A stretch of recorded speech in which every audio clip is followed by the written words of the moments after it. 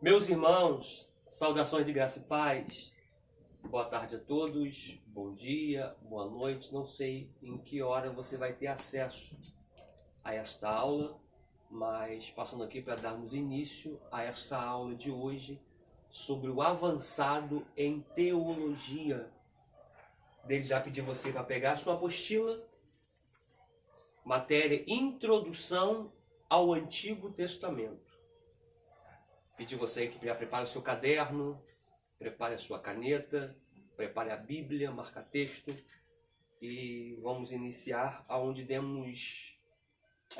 paramos na aula passada. Então vamos dar seguimento na página 212,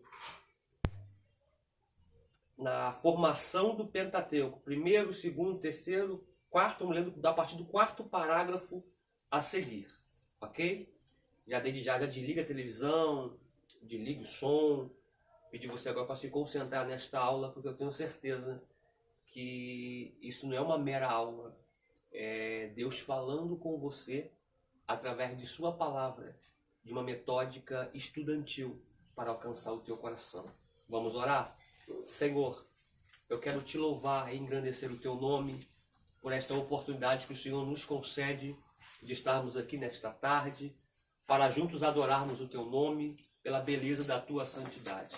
Vamos dar, ó Pai, seguimento à aula de hoje, aula essa que será transmitida por este veículo de comunicação de forma virtual, aonde teus filhos vão ter acesso. Nós estamos, ó Pai, debaixo de uma pandemia, mas também nós sabemos que todas as coisas cooperam para o bem daqueles que amam a Ti. O Senhor tem um propósito pré-estabelecido com isso tudo e, por fim, que a Tua vontade venha prevalecer para a honra e para a glória do Teu santo nome. Eu quero Te louvar e Te glorificar em nome de Jesus. Amém e graças a Deus. Acharam aí? Página 212. Quarto parágrafo, depois da formação do Pentateuco, 2.3, a formação do Pentateuco. Diz assim: também com respeito ao vocabulário e estilo, observam-se no Pentateuco numerosos matizes diferentes. Assim, em Gênesis, que começa com uma dupla apresentação do relato da criação. Está no capítulo 1, versículo 1, e no capítulo 3, versículo 24. Enquanto que a primeira, o Criador é chamado de Elohim. Elohim.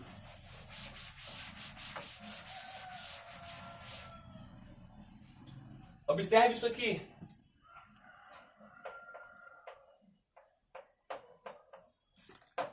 Elohim, tá?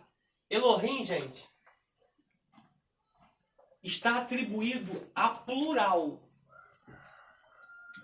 El, Deus.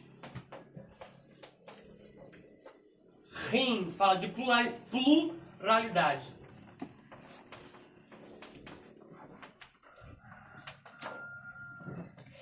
Tá? Fala de plural. Então aqui está falando de deuses. Tá? Está assim. Elohim, está falando de deuses. Tá?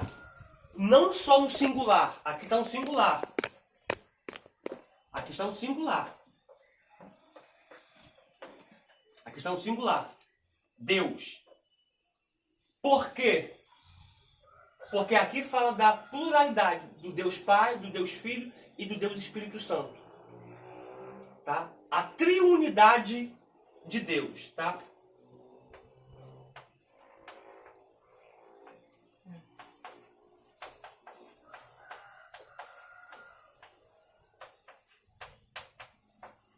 Escrevam aí. Tá? A triunidade de Deus. Tá ok?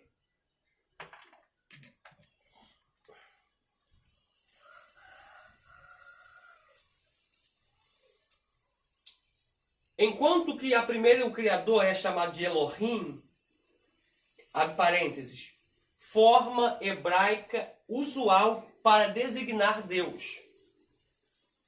Na segunda é chamado de Yahweh, Elohim,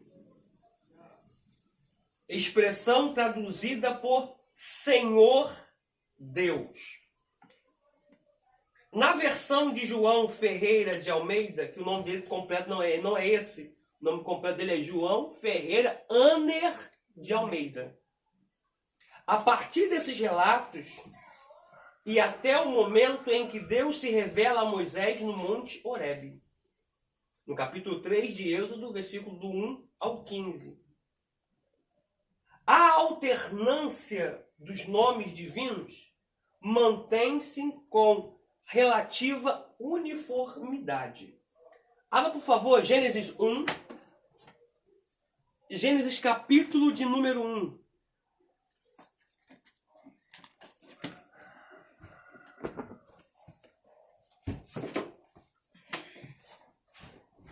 Escreveram? Uma observação para vocês, tá? Vocês que vão estar acessando esse vídeo, essa aula, quando você vê a escrita aqui, você para o vídeo, maximiza a tela e escreve o que foi aplicado no quadro, ok?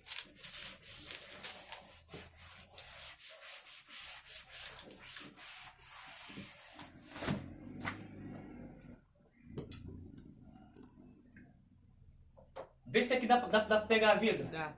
Ó.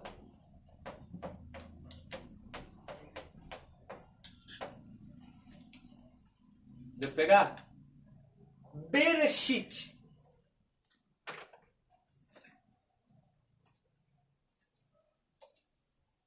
No princípio criou Deus os céus e a terra.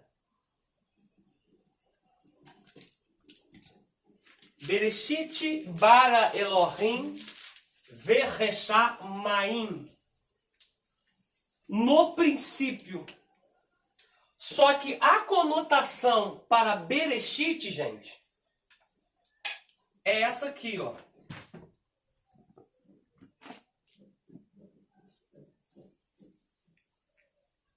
Essa é a conotação para Bereshit.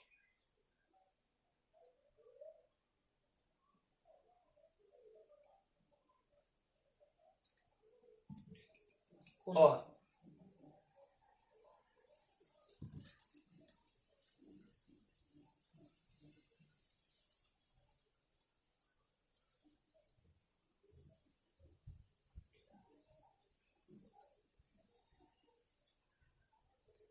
Deixa eu pegar aqui.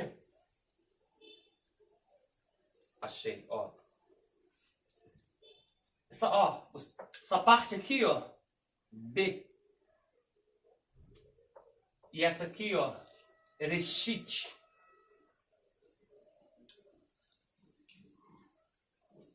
Essa palavra aqui, Reshit, ó, observe isso aqui.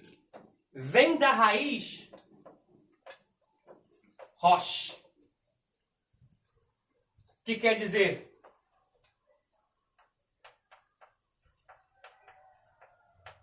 Cabeça.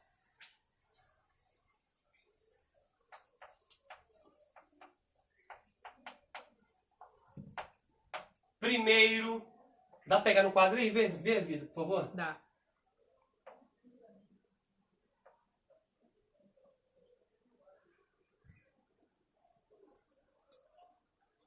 Dá pra pegar, ó. Cabeça, primeiro.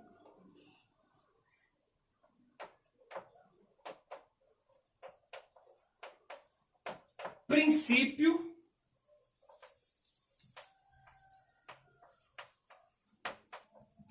Início.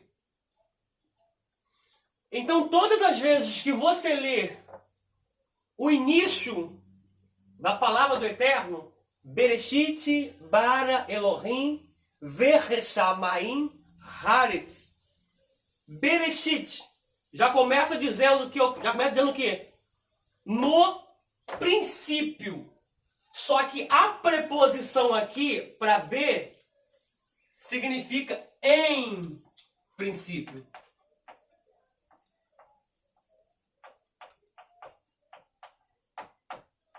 ou no início. Deu pegar aí? B, Reshit. Reshit vem da raiz rosh, que significa cabeça, primeiro, princípio e início. Aí quando eu leio no radical, Bereshit bara Elohim, Veheshamayim Haaretz, eu estou dizendo que em princípio ou no início, tá? Outra coisa interessante é eu pegar esse B aqui, vou pegar esse B aqui, tá? Deixa eu tirar esse aqui, deixa eu pegar esse B aqui. Esse B aqui, em hebraico, entenda isso aqui, ó, em hebraico, ele é Bet. Olha que coisa interessante. Ele é Bet. Tá? Deixa eu escrever melhor aqui, para ficar mais entendido melhor. Por isso, caiu. Ele está acostumado. Ó, B. Escreve melhor, escreve aqui para ficar melhor. Esse B, ele é assim, ó. Traduzir, ó. Transliterar para você, ó. Ele é Bet. Que é essa letra aqui, ó. Ó. Essa letra aqui em hebraico.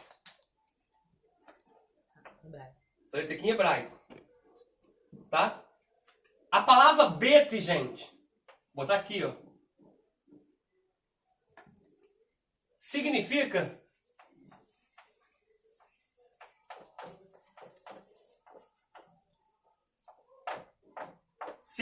olha, casa, tenda,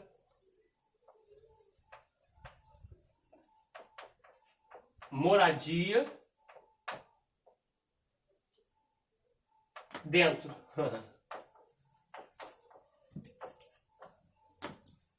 Então, olha que tremendo. Essa palavra, essa letra aqui em hebraico é Bet, tá? Hebraico, tá? Bet, transliterado Bet, que vem de Bereshit, de Bereshit, vem com o início do Bereshit. Olha que interessante. Então, logo quando eu abro a Bíblia em Gênesis 1, versículo 1, eu estou dizendo Bereshit bara Elohim Veheshamayim Haaretz. Então eu estou falando da pluralidade de Deus, a triunidade dele. Estou falando que ele é o cabeça, que ele é o primeiro, que ele é o princípio, que ele é o início. Dentro do B, que quer dizer Bet, em hebraico, que quer dizer casa, tenda. Isso aqui é muito forte. Moradia. Dentro. Eu vou querer que você pegue isso aqui, ó.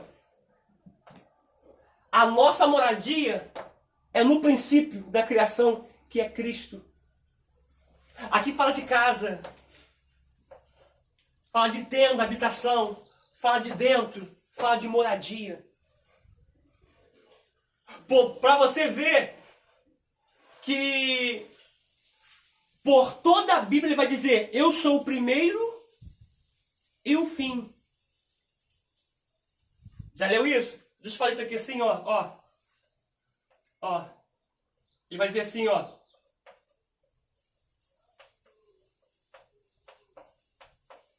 Sou o princípio. Aí no Novo Testamento ele diz assim, ó. Eu sou o fim.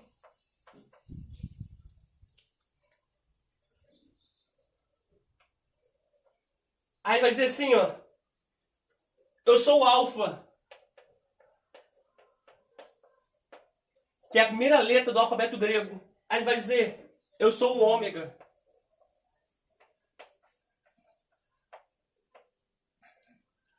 Ele vai dizer, eu sou o Dalet, que é a primeira letra hebraica. Ele vai dizer que eu sou o Tav, que é a última letra hebraica. Então, desde o início da palavra, está apontada para Cristo. Tudo gira em volta de Cristo. Cristo é a nossa casa. É a nossa tenda, a nossa habitação. É a nossa morada. É dentro. Morada, tenda e casa. Ok? Interessante, né? Dá um glória aí, Vitor, para saber que tu está aqui. Aleluia. Amém. Glória. Vamos lá, apostila. Eu vou te dar esse espaço aqui para você poder escrever.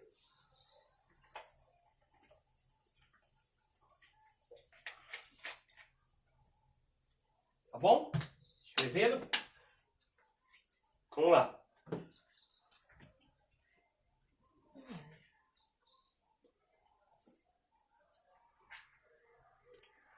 Prossigamos.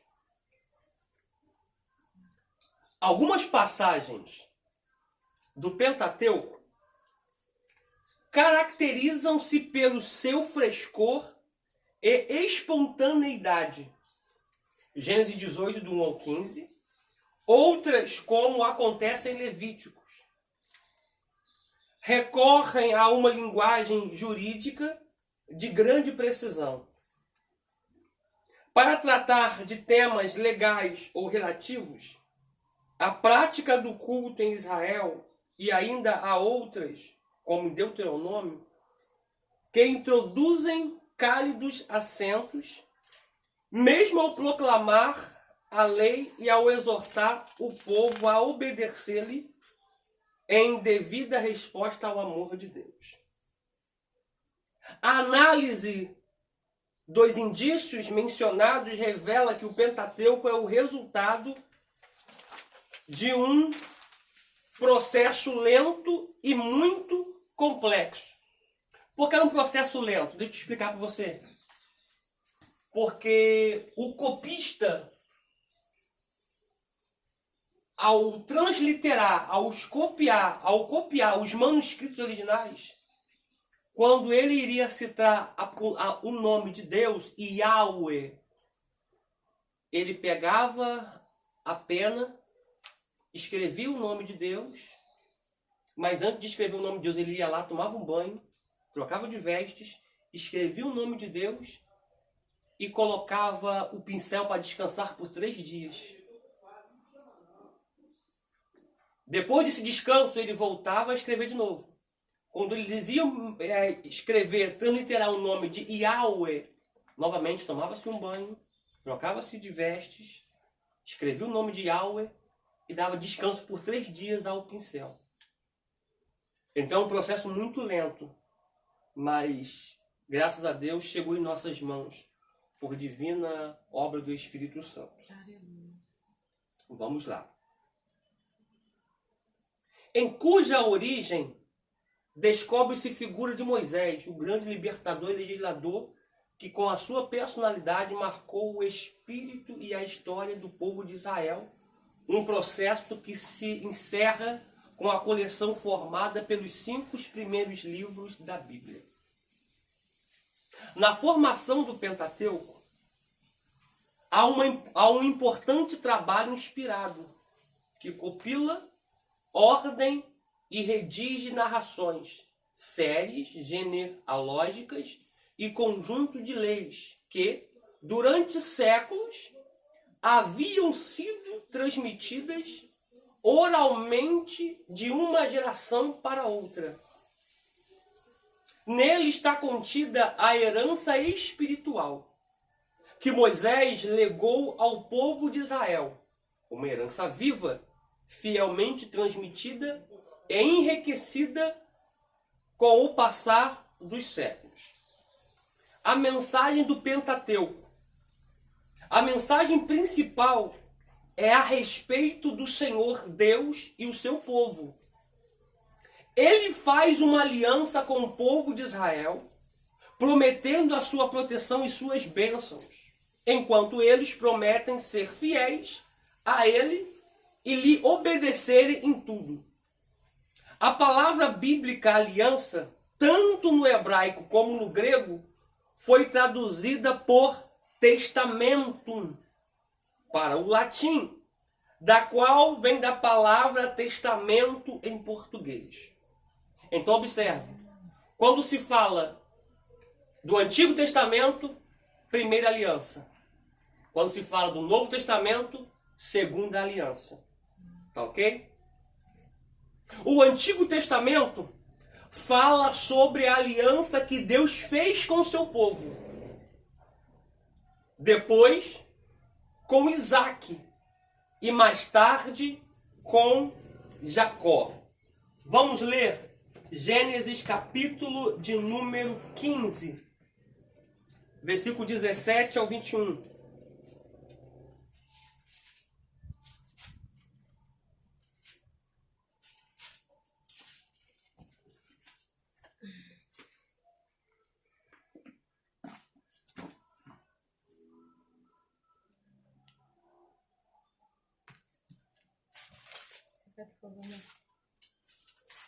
Está na apostila. Gênesis 15, do 17 ao 21. Todos os textos que não tiver na apostila eu vou colocar aqui no quadro. Mas o que estiver na apostila eu só vou citar. Então você tem que pegar isso aí. Às vezes que eu citar, não coloquei no quadro porque está na apostila. E o que eu colocar do texto no quadro é porque não está na apostila. Ok? Gênesis 15, do 17 ao 21 diz assim: sucedeu que, posto o sol, houve escuridão, e eis um forno de fumaça e uma tocha de fogo que passou por aquelas metades. Naquele mesmo dia, fez o Senhor um concerto com Abrão, dizendo: a tua semente tenho dado esta terra, desde o Egito até o grande rio Eufrates, e o Queneu, e o Quenezeu, e o Cadmoneu, e o Eteu, e o Ferezeu, e o Refaíns, e o Amorreu, e o Cananeu, e o Gigazeu, e o Jebuseu. Observe isso aqui. Não sei se você conseguiu absorver a dimensão do que foi lido aqui.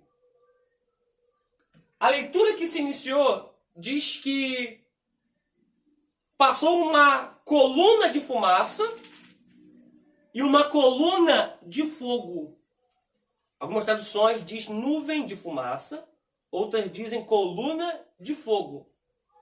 Era Deus fazendo uma aliança com Abrão.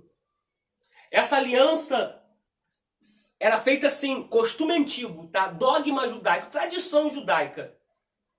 Eu fazia uma aliança com uma determinada pessoa. O que eu tinha que fazer?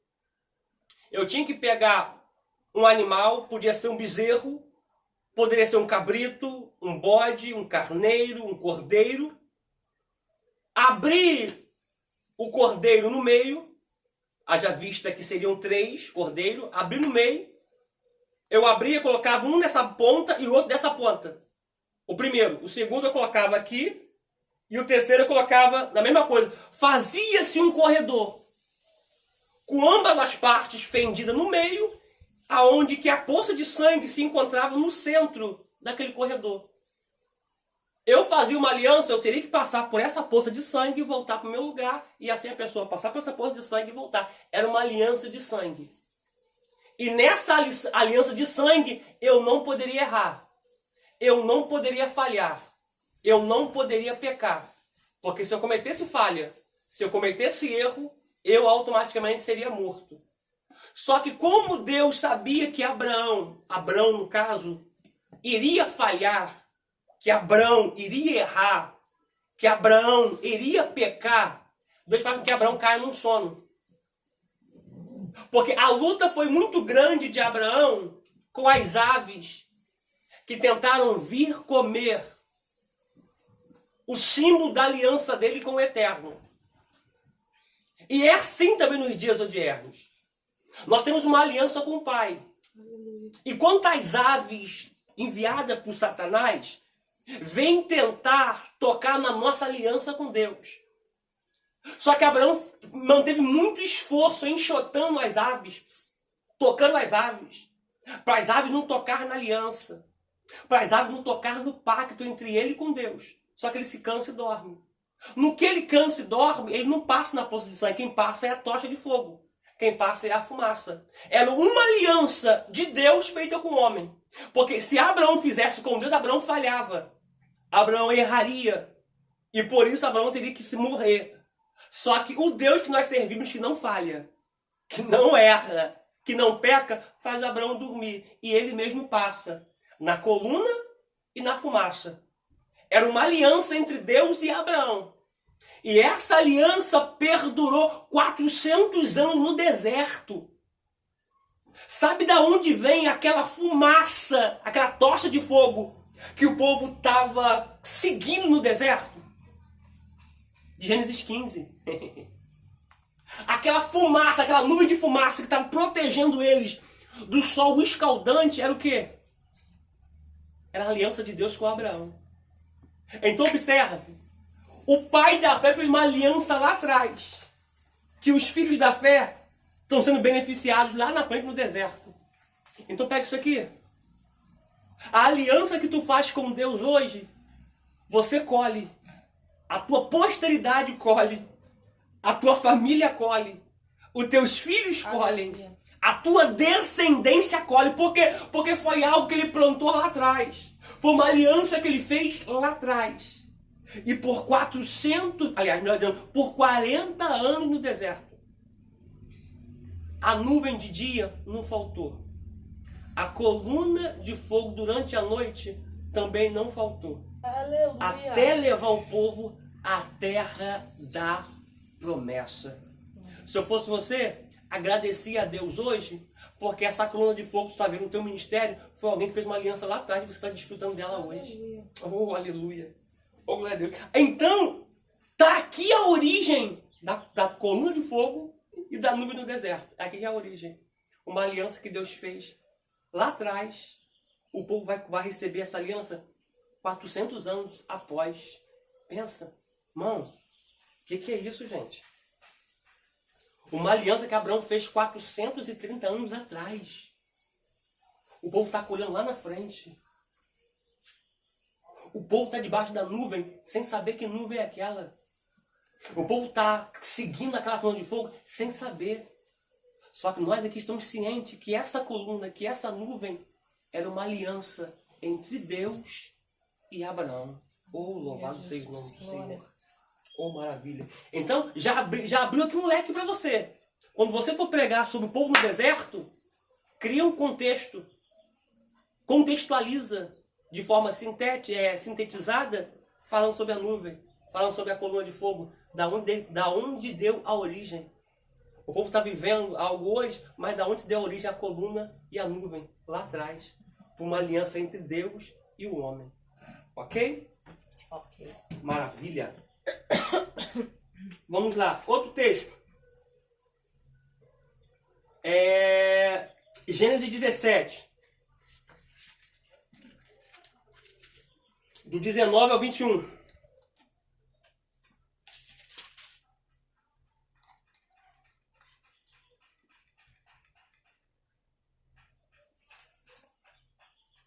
Oh, glória.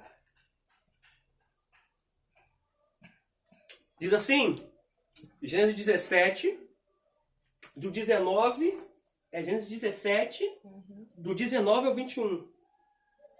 E disse Deus, na verdade, Sara, tua mulher, te dará um filho, e chamarás o seu nome Isaque, e com ele estabelecerei a minha aliança, por concerto perpétuo, ou, no original, por aliança perpétua, para a sua semente depois dele. Olha a fidelidade de Deus, gente. 20. E quanto a Ismael, também te tenho ouvido, e eis aqui, o tenho abençoado, e falo-ei frutificar, e falo-ei multiplicar grandissimamente. 12 príncipes gerará, e dele farei uma grande nação. O meu concerto, ou a minha aliança, porém, estabelecerei com Isaque, o qual Sara te dará neste tempo determinado, no ano seguinte. Acabou de falar com ele e subiu Deus de Abraão. E acabou de falar com ele e subiu Deus de Abraão. Aleluia. Oh, glória a Deus. Gênesis 28, do 10 ao 22.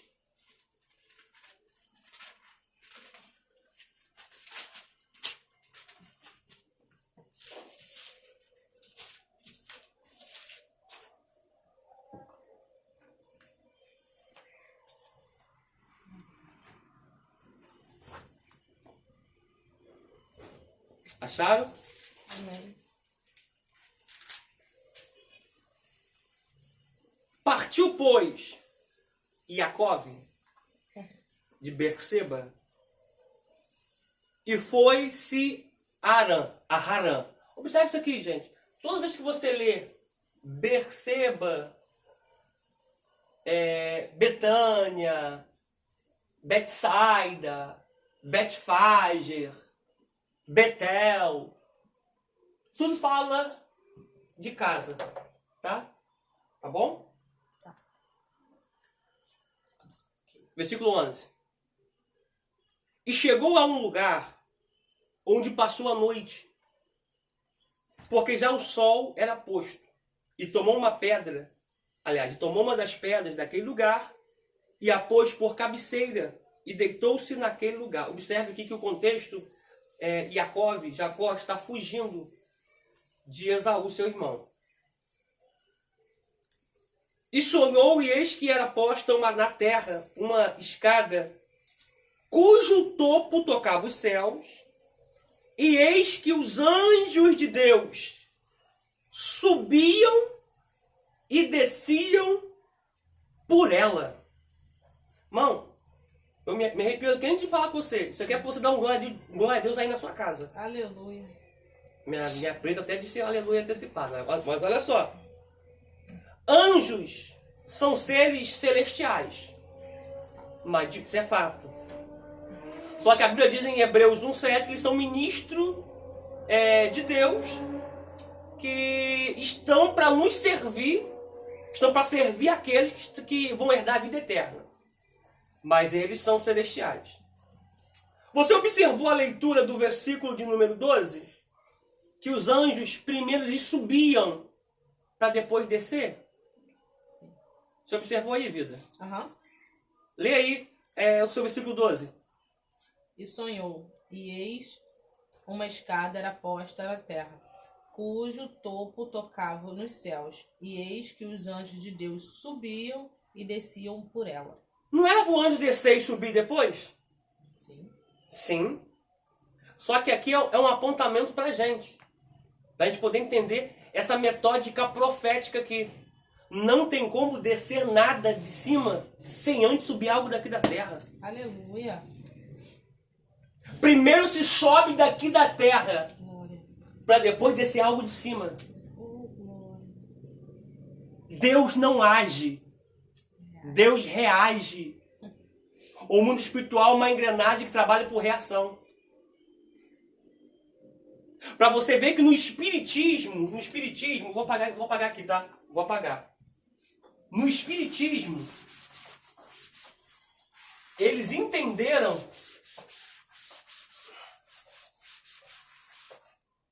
essa ideia que primeiro algo tem que subir da terra. Aí eles fazem o quê? Eles fazem uma oferenda. Que a raiz do radical de oferenda significa oferta.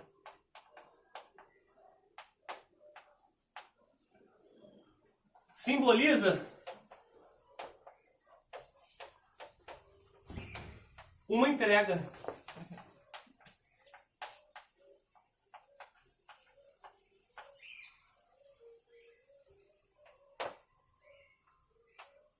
Simboliza uma entrega. Então o diabo sabe, porque a Bíblia que diz, se tiver algo que suba daqui de baixo para o mundo espiritual, que a Bíblia vai dizer que os diabos, seus anjos, estão nos ares. Os demônios estão nos ares. Tá? Então observe isso aqui, que isso aqui é primordial. Simboliza uma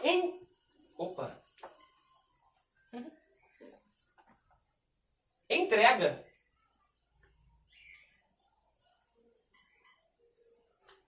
Olha o quadro de Elias. Elias está vivendo um período de 3 anos e 6 meses sem cair um sereno na terra. Sem chover, sem serenar. Ele vai desafiar os profetas no monte. No que ele sobe no monte, primeira coisa que ele vai fazer, reparar o altar. Ô, Jesus. Não tem como ter uma entrega sem antes ter um altar.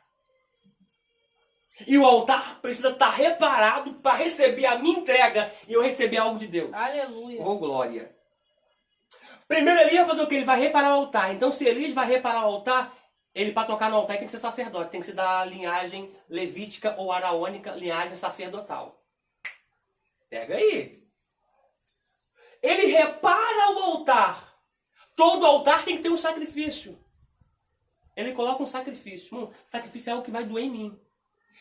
Olha o que ele vai fazer. Ele vai pedir 4 cântaros de água. Cada cântaro com 40 litros. Aproximadamente. Cada cântaro com 40 litros aproximadamente. Ele pega 4. Aí você que é bom de conta, faz a conta. 4 vezes 40, 160. Ele vai pegar os 4 e vai derramar no altar. Alguém está olhando, está falando que é desperdício. Só que Elias sabe qual é a engrenagem do céu e como o céu reage. Aleluia. Acabou de derramar os 4 cântaros. Tá bom, Elias? Não. Tu quer mais o quê? Eu quero mais 4. Aí se 4 vezes 40 dá 160, 4 vezes 40 vai dar 320. É isso, vida? Aí vamos lá. Ele pegou 320 litros d'água e está derramando no altar. Está entregando no altar. Irmão, ninguém tinha água. A escassez era iminente. Olha o ato radical. Eu estou pegando algo que vai me fazer falta. Eu vou pegar algo que está me faltando, mas eu vou entregar no altar. Porque eu vou promover o meu milagre. Eu vou despertar o meu milagre. Eu vou fazer o céu reagir com a minha ação aqui embaixo. Tá bom, Elias? Não. Tu quer mais o quê? Eu quero mais 4.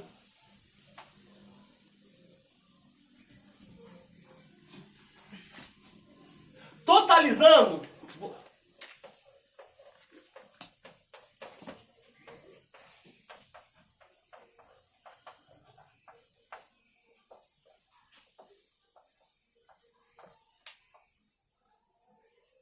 Aqui, ó. 4 vezes 40, 160. 8 vezes 40, 320. 12 vezes 40, 480. Porque 10 vezes 40 dá 400. Com mais 2, 480. 480 litros d'água derramada no altar. Quem olha e fala assim, isso é desperdício. Esse cara é louco. Só que quando ele faz isso, o que a Bíblia vai dizer? Deus vai mandar fogo. Que vai tocar no sacrifício, vai consumir o sacrifício, vai queimar a lenha, vai queimar a pedra. Que fogo é esse, gente? Queima até a pedra. Oh. Vai queimar a pedra e vai lamber toda a água que está no rego. Na vala. Mas a Bíblia diz que está no rego. Vai lamber toda a água do rego. Da vala que foi cavada. Aí olha que interessante. Você sabe que a ciência diz sobre o movimento de evaporação. Quando o sol aquece a água evapora e quando ela sobe, ela se condensa, desce como chuva. O que Elias queria? Água. Essa água veio de onde? Da chuva. Mas para essa água descer, primeiro teve que ter uma ação aqui de baixo. Para depois provocar a reação de Deus. Então pega isso aqui, gente. Isso aqui é muito profético. A reação que você quer que Deus haja na tua vida, no teu ministério, só depende de uma ação tua aqui embaixo na terra. Glória a Deus. Aleluia. Só depende de você. O mecanismo espiritual de Deus é por reação. Lembra Bartimeu? Ben Davi! Ben Davi! Filho de Davi! Tens misericórdia de mim. A palavra misericórdia, ela se fragmenta em duas. Miseri, que vem de miserável, e córdia, de coração. Ele está dizendo assim, filho de Davi, coloca esse miserável dentro do teu coração. Bete. Faz de moradia, de dentro. Misericórdia, coloca esse miserável dentro do teu coração. Ou seja, sinta a minha dor. Sinta o que eu estou passando. Viva o que eu estou vivendo. Tenha a sensibilidade do que eu estou vivendo. Aí vai parar. No que ele para, não é ele que vai até Bartimeu. Traz ele aqui. Porque a gente está invertendo valores. A gente acha que é Deus que tem que vir para a gente. E não a gente ir até Deus. Como diz a palavra, chegai-vos a Deus. E Ele chegará a vós. Primeiro passo é do homem. Entrega o teu caminho. Primeiro passo é do homem. Confia. E depois, aí você fez a ação, agora a reação é com ele. O mais ele tudo fará. Vamos lá para a apostila? Aleluia. Maravilha. No Monte Sinai, por meio de Moisés, o Senhor Deus faz uma aliança com o povo de Israel. Está em Êxodo 24, do 1 ao 8. Uns 40 anos depois, quando o povo está pronto para entrar na terra prometida, Deus renova a sua aliança com eles. Mesmo se o povo for infiel, o Senhor continuará sendo, eu me arrepiou aqui todinho, fiel. Oh, aleluia, Deus. Nada pode anular a fidelidade de Deus. Pode dizer algo aqui? Já me perguntaram? Pastor, Deus pode fazer tudo? Eu falei que não. Que isso, pastor? Deus pode fazer tudo? Não, não. Mas Deus não é um todo-poderoso? É. Mas Deus não pode fazer tudo. Parece herético, mas não é. Que a Bíblia diz que Deus não pode mentir. Deus não pode mentir. Sendo Deus, Ele não pode negar a si mesmo. O que é isso? Ele não pode ser infiel. Porque a performance dele, o atributo dele é sempre fiel. Deus não pode mentir. Isso é bíblico. Deus, sendo Deus, não pode fazer tudo. Uma das coisas que Deus não pode fazer é mentir. Meu Deus do céu. Que coisa tremenda. Vamos ler. Êxodo 24.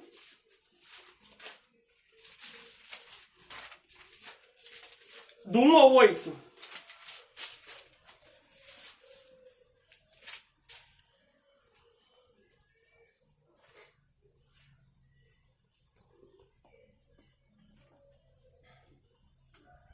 Depois disse a Moisés: sobe ao Senhor, tu e Arão, Nadab e Abiú, e 70 dos anciãos de Israel, inclinai-vos de longe, e só Moisés se chegará ao Senhor, mas eles não se cheguem, nem o povo suba com ele.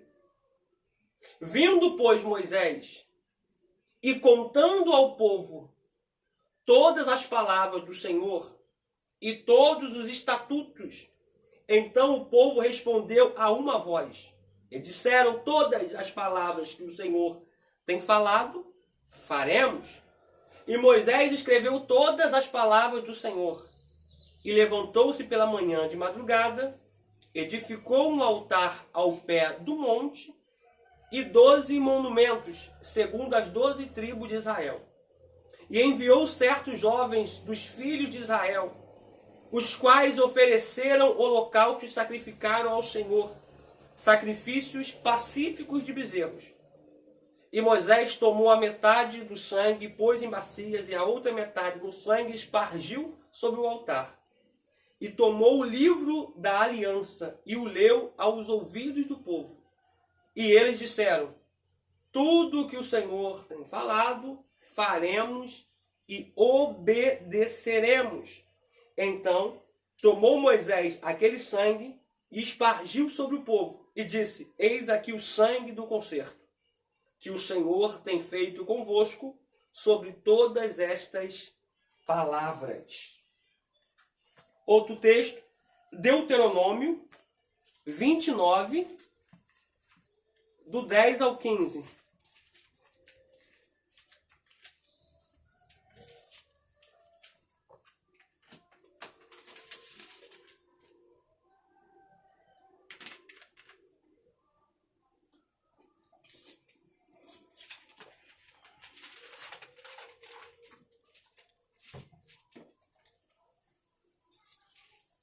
Localizaram? Amém. 29, do 10 ao 15. Diz assim: